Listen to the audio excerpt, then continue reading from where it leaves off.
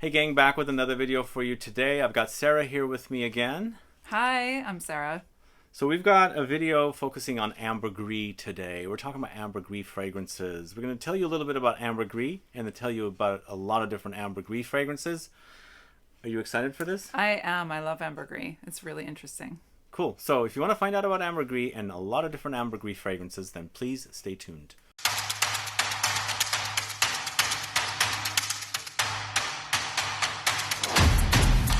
Thanks so much for tuning in. This is Sebastian. This is Sarah. Hi, I'm Sarah. How's it going today? I'm good. It's great to be in San Francisco again. Cool. Do you like ambergris? I do. I love ambergris. I think whale it's poop? A whale. It's basically whale poop. I thought it was whale regurgitation. So that's what they used to think, but actually they've realized that it comes out as fecal stones. Is like the polite way of saying it's whale poo. What? Yeah, and so only sperm whales. Oh no, this. yeah, it's not. It's poop. It's pooped. It is. Yeah. Yeah, you're right. And only sperm whales actually create this material, and they do it to protect their stomachs from the very sharp squid beaks that is like their favorite food. Mm-hmm. And so yeah, they produce this material and then poop it out. Yeah, and most of the time people think it's whale vomit is what I was thinking of. It is called whale vomit. Yeah. Yeah, like for short term, because they used to think that it was vomited. Mm-hmm. Yeah. But it's actually pooped. It is. Anyway, so it washes up against the sea and the beach, and it becomes hardened by the sun, right? Yeah, so when it first comes out, it actually doesn't smell very nice. So that's why you can't actually harvest it from a whale. So you can't like harm the animal to get this material. It's highly prized because actually after it's pooped, it sits on the surface of the ocean for many years, decades even, and then it's harvested and scavenged from the beach, from the shores. And then they use it in perfumes. Yes, it's been used in perfumery for hundreds of years. Interesting. So we can't guarantee all of these fragrances are using real ambergris, but they do say that they are ambergris, and we're going to go with it. Yeah. It could be an accord created, it could be ambroxan or cachalox or whatever. It could just have like the essence of ambergris, or it could be a real tincture of ambergris. We don't always know if they are actually using real ambergris or not. Yeah, and ambroxan is supposed to be the alternative or the replacement, the synthetic version of ambergris.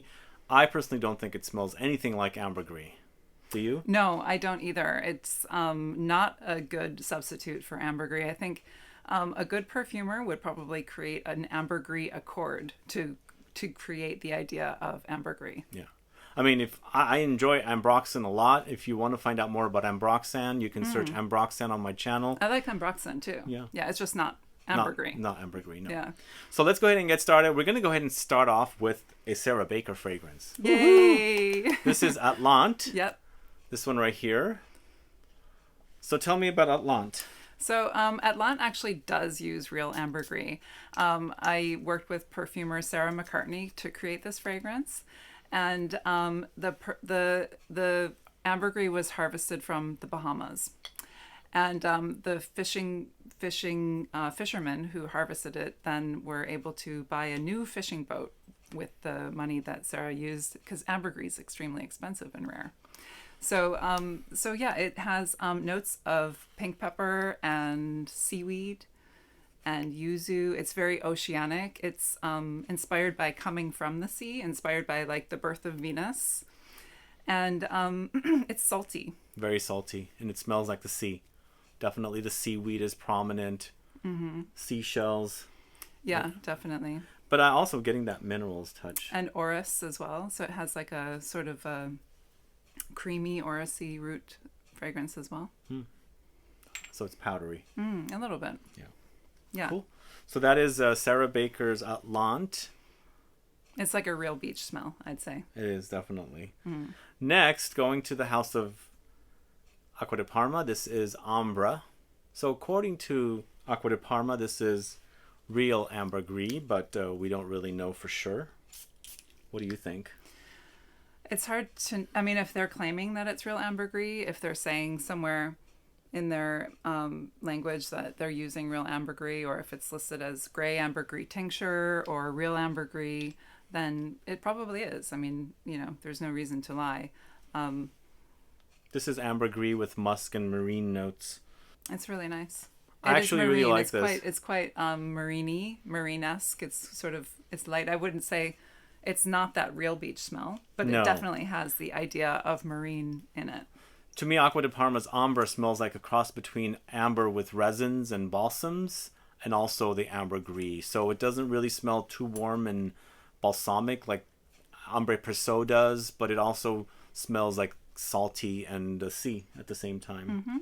So the next fragrance we're talking about, Initio Parfums' Magnetic Blend 1.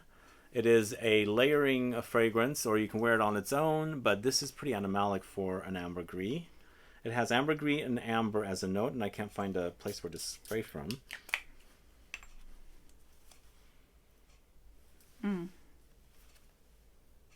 When I wear that one, it is really, really animalic. Here, I don't smell the animalic as much. I'm getting it. It has like definitely an indolic note to it, which ambergris can have an indolic note. And indole is a material that's used in perfumery a lot, but it also does have a slightly poopy-ish sort of...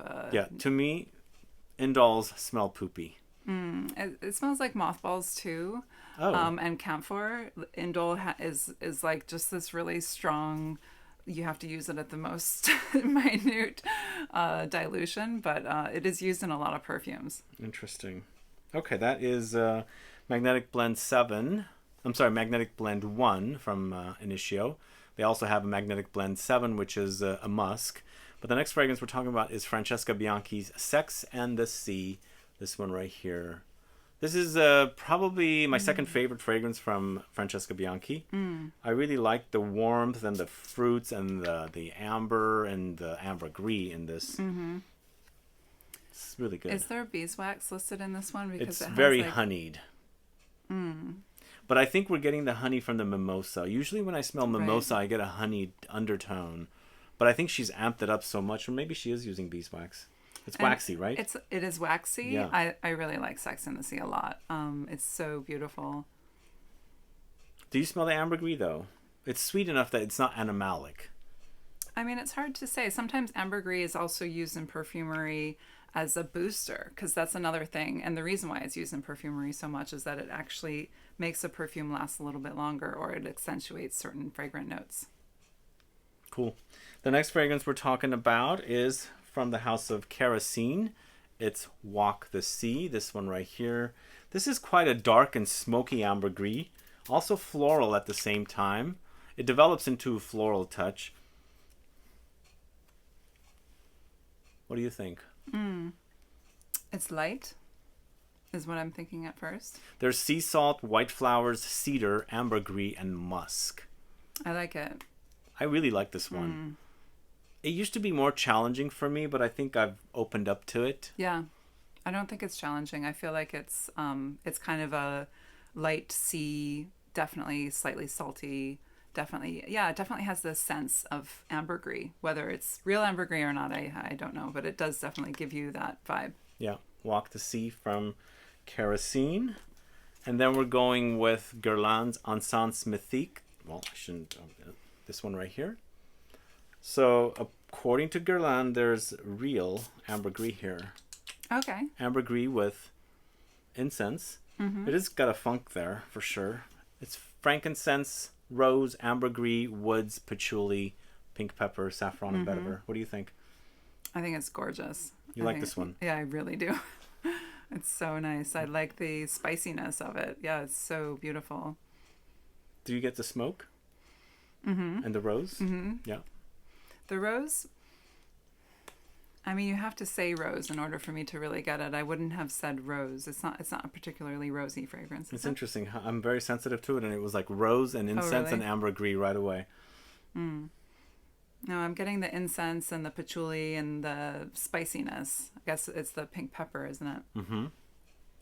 But either way, that is Encens Mythique from the house of Guerlain. All right, and then up next we got a fragrance from the house of Louis Vuitton. This is Le Sable Roses, this one right here. I'm not sure if they're using real ambergris, but there is a funk in there, which I've gotten used to. But when I first smelled it, I got that animalic quality of the ambergris in this. It's mostly rose, though, with a light oud in there. What do you think? Yeah, it's interesting. I wouldn't have thought to mix the ambergris vibes with the rose and the oud, but it's good. It's good, yeah. Yeah, it's really nice. It's pretty potent, and the rose is really nice and jammy, syrupy. It's very rosy, yeah. It is rosy, yeah. Then we're going to the House of Papillon Perfumes. This is Spell 125. This one right here. Are you familiar with this? It's pretty animalic. Wow. Yeah. Ooh. Liz Morris is the Oh my perfumer. God. She's from Great Britain as well. That's got a funk. Yeah, this is pretty challenging for me, and I love Salome. Absolutely love it, but this one, I think the ambergris is way too much for me. Way too much. I don't know if that's what's too much about it, but it definitely has, for me, a very waxy sense to it. Like it's really waxy. It's animalic. It's pine, pine olibanum, ambergris, hemlock, and sandalwood. I got this because I like the idea of pine, but the ambergris really dominates here for me. Really dominates. Yeah. And then we've got a fragrance from the House of Zoologist Perfumes. It's Squid, this one right here. This is one of my favorite zoologist perfumes. Really love this one. And I know that this one is not a real ambergris because he's a vegan perfume brand, and ambergris, after all, is a animal material. So, and he states it on his website that it is a recreation, but it definitely smells like it does include ambergris. Yeah. It's an ambergris accord. It smells Actually, like the ocean. Really love this. Yeah, it's really lovely. love it. And I beautiful. don't really care for a lot of marine fragrances. This one's really good. Yeah, it's like the sea. It does smell like the Yeah, sea. it is. Beyond the sea.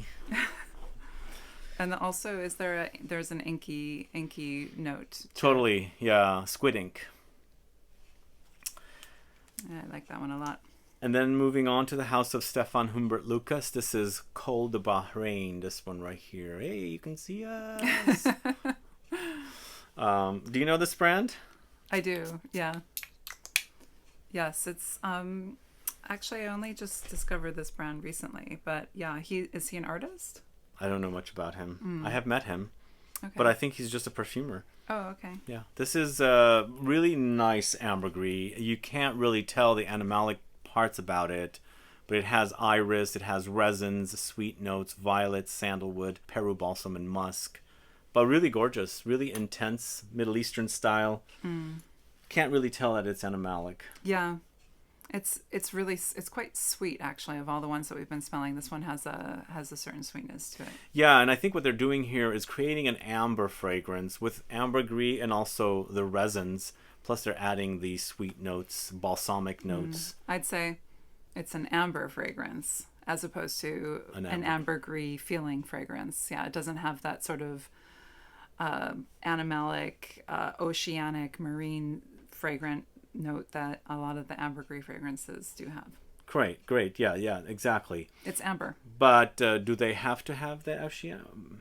No, not necessarily. And like I said, I think a lot of ambergris is used to accentuate other fragrant notes as well. Yeah. So it even could include real ambergris. I like... And still not smell like an ambergris fragrance, but it just does that technical thing of like lifting things up and making them last longer. Yeah. I like the idea of combining amber fragrances with ambergris because they're both kind of amber. Well, you were saying also that amber traditionally was an accord that was made with real ambergris. That's what I have read. I'm not sure how true that is, but that's what I have read. All right, next up we're going to the House of Francesca Bianchi, again with the Byzantine amber, this one right here. So as we were talking about combining ambergris with amber, this is exactly what she's done here. She's got leather, she's got labdanum, cinnamon, frankincense, benzoin, plus ambergris, styrax, and geranium. So this is the combination of your amber fragrance with resins and balsams, plus the ambergris featured in there as well. Yeah, and she's done a gorgeous job with it. It's so beautiful. This is really good. Yeah. You can smell the animalic parts of the ambergris in Yeah, here. definitely. It has also it could be the leathery aspect to it Yeah. as well that's standing out. Definitely. Yeah. But definitely it's sweetened up with the resins and balsams. Next, going to the House of Electimus London. It's Alcout, this one right here. Who's a fan of this house? Are you a fan? I am actually They're as a of British today. brand. as of today. I had never smelled their fragrances before today, so yeah. This is very And I've ambergris-ish. smelled these, and they are really nice. Yeah. This is labdanum, ambergris, oud, and musk. Very resinous. I'm also picking up something very Middle Eastern in there. Is that the oud? It could be the oud. This one is definitely a really strong, unusual, bold fragrance. I'd say it's really bold. It's bold and strong and intense. I'm not 100% sure this is real ambergris, but I feel like it's a combo of synthetic and the salty kind of marine-ish. Yeah, because it is salty. It's definitely salty. It definitely has a hardness to it. Do you also get leather? I'm getting leather from this. It definitely has a leather feel to it. Yeah. For sure. Al-Kut, and I really love that label. I really like this one. Yeah. Yeah. It's like nothing I've ever smelled. Cool. It smells like cocaine. Oh, it does. I don't know why I said that. It actually does. It totally does. It totally does have that. I don't know where that came from. Because you've never really smelled cocaine, of course. Neither have I. But we've got one more. We've got one more Electimus fragrance. This is Oster. This one right here. Both of them feature ambergris. We're not 100% sure how much or if it is real ambergris, but this one doesn't smell as much like ambergris for me. And this one also doesn't smell like cocaine. The last one did. No. This one has a sweetness to it that I really like. It's the patchouli is really definitely a prominent and wonderful addition to this one. I think the star anise also gives you that kind of spicy, also kind of booziness, but it's patchouli, geranium, ambergris with cloves, star anise, lemons, and cedar. I like the mix of spices with this one. Yeah. It's really lovely. But I think the reason I said cocaine is the white bottle. It could be, but it does It's actually a subconscious have that. thing. Up next, going to the house of Costume National. This is Soul. This one right here, created by Dominique Ropion. Anybody a fan of this perfumer? You're clearly a fan of that perfume. That bottle is like very used. I've also had it since 2016. Okay. It's been a while. You still do have thousands of fragrances though, so. But at the time, I only had 500. Oh, okay. Nice.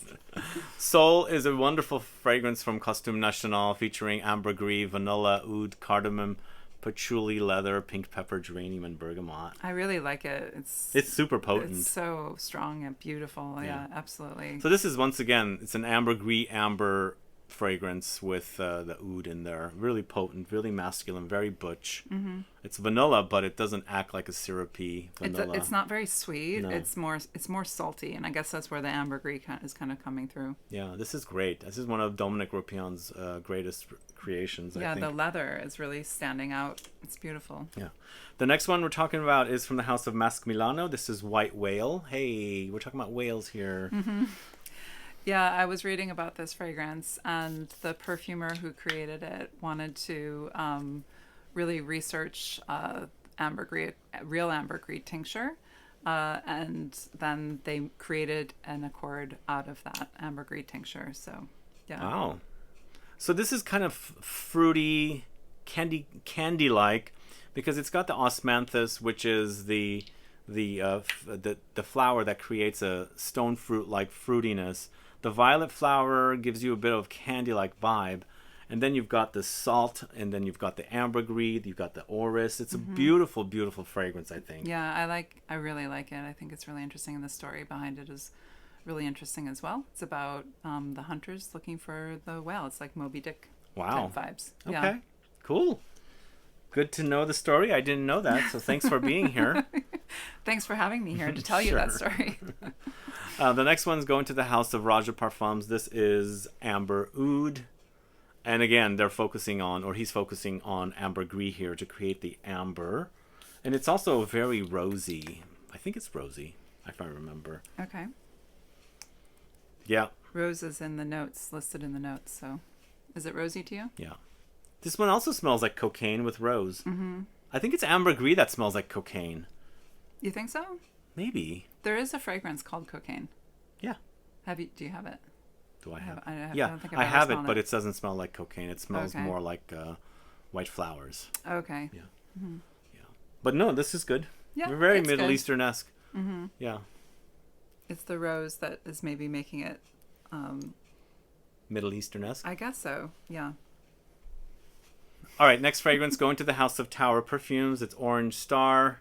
Do you guys know this one? This used to be one of my favorites. To me, it's kind of like Fanta, a powdery Fanta. But I'm so seeing that now that you said that. I wasn't thinking Fanta, and then suddenly it's like fizzy and orangey. yeah, but he uses ambergris in this. It's mandarin orange with ambergris, clementine, orange blossom, tonka beans, vanilla, lemongrass. It's such a beautiful fragrance. It's really nice. It's not animalic though. It's very unusual. It's just so orange. Very orange. Yeah, I don't know very many fragrances that are like so orange. Super bright orange. The next fragrance we're talking about is Dior's Ambre Nuit. This one right here. It's an amber, once again, created with ambergris and amber accord or amber type notes.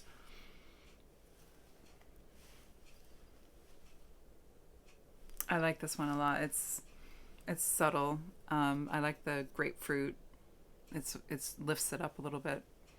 It's not necessarily like when you go from Orange Star to this is kind of a weakling next to it. It doesn't have the oomph. It's very beautiful. It's a beautiful creation though. Yeah. Very, very nice. Yeah. I wouldn't say that it doesn't have oomph. It's just, it's maybe not shouting at you. No, it's not shouting. It's a bit more subdued, I think. Anyway, It's Ambre beautiful. Nuit. And then we're going to end the video with 3 fragrances from one house I reviewed a long time ago. Fragrances by Anonyme. So we've got golden ambergris, we've got silver ambergris, and black ambergris. For me, this one is super challenging. It's golden ambergris. Oh, ooh, oh God, oh God. So it's interesting that this one's called golden ambergris because when black ambergris, when ambergris first comes out of a well, it's considered black ambergris, and that's when it smells the most indolic, which means it smells most like poo, which is what this fragrance kind of this golden ambergris sort of smells like. It's very strong. It's poupée. It's poupée. I can't say I hate it. Actually, I can appreciate the. Oh no. I mean, I don't want to wear it, but I can't say that I hate it as a fragrance. Silver ambergris is okay. It's pretty good actually. I like it. It has so many nice. Does it say what it has in it? It's tropical flowers, spicy citruses, silver ambergris, woods, and moss. It's so good. I think that's good. I really like this one, and I don't know, how the proportion of the ambergris tincture was used in this one, or if the other one just they added some indole. And when we say they, we don't actually know who created these. This perfumes. is a mystery brand. We don't know who you are, man. Come on, tell us who you are. But this next one is super delicious. They've gone into the gourmand direction. Yeah, I like this one with a lot dark too. chocolate, incense, black ambergris, resins, and balsam. So basically, it's ambergris with resins and balsam, creating an amber touch with the overdose of dark chocolate. Yeah, it's really nice. And like I said, it's very strange that this one's called black ambergris because I would have thought that black ambergris had the most sort of indolic smell to it, whereas this one's actually the sweetest, and it's kind of the most wearable. It's very delicious. Very delicious. Anyway, that's Anonyme. And that is the last fragrance for you guys at this list of ambergris fragrances. I finally did it. Yay! So Sarah Baker came over, and we've shot now several videos together of various styles of fragrances that I hadn't done on the channel yet. So stay tuned to see all those videos. Although probably by the time this video airs, you might have seen a few of them already. Well, it depends on which order you air them. Yeah, exactly. Anyway, guys, thanks so much for watching today's video. If you have any questions or comments, please do list below. Please like this video. Please share it. Follow me on Instagram and Facebook. And I'll be back with more videos very soon. Have a good one. Goodbye.